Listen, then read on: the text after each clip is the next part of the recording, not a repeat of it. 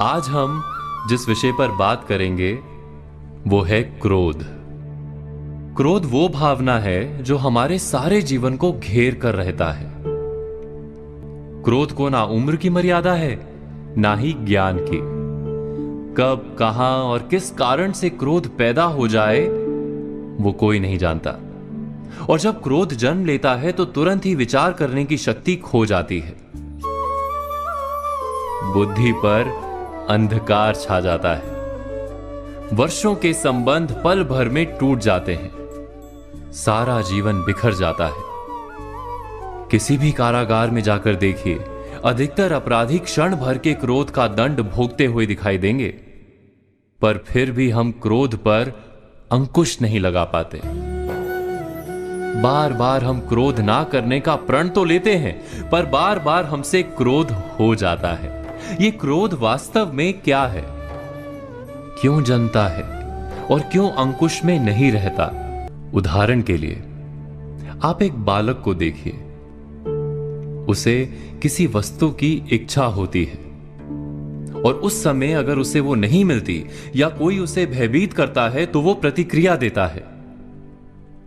बालक की प्रतिक्रिया क्रोध है, क्योंकि बालक निर्बल है, निसहाय है। बालक अपनों से बड़ों को अपने वजूद का एहसास, अपने अस्तित्व की प्रतीति करवाने का प्रयास करता है क्रोध के माध्यम से। बड़े होने पर भी हम क्या ऐसा ही नहीं करते? क्या क्रोध हमारे भीतर बैठे बालक का प्रतिभाव नहीं? अर्थात क्या क्रोध वास्तव में केवल बालक जैसे व्यवहार का नाम नहीं? जब अहंकार को घाव होता है, जब भय लगता है, जब कोई वस्तु हमें प्राप्त नहीं होती, तब हमें क्रोध आता है, ठीक किसी बालक की भांति। हम जानते हैं कि आईने के सामने खड़े होकर मुंह बनाने का खेल बालकों को शोभा देता है, बड़ों को शोभा नहीं देता। फिर भी हम बालक की भांति क्रोध करना बंद नहीं करते। हम अनुभव से जानते हैं, दूसरों को देखकर बता सकते हैं कि क्रोध से कभी कुछ प्राप्त नहीं होता।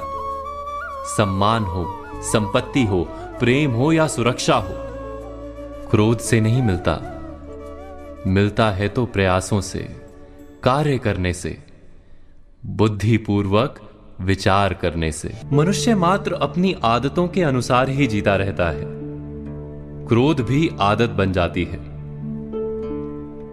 हमारे चाहते हुए भी हम अपने प्रतिभावों को रोक नहीं पाते। हम स्वयं को बड़े या पुख्ता मानते हैं, पर थोड़ा सा कारण मिलते ही हमारे भीतर का बालक क्रोध कर बैठता है। अर्थात क्रोध वास्तव में और कुछ भी नहीं, हमारी बालक बुद्धि का नाम है। जैसे ही हम इतना स्मरण में रखें कि हम बालक नहीं, बालक जैसा व्यवहार हमें शोभा नहीं देता, वैसे ही क्रोध स्वयं ही बंद हो जाता है। क्या ये सत्य नहीं? इस पर विचार मनन अवश्य कीजिएगा।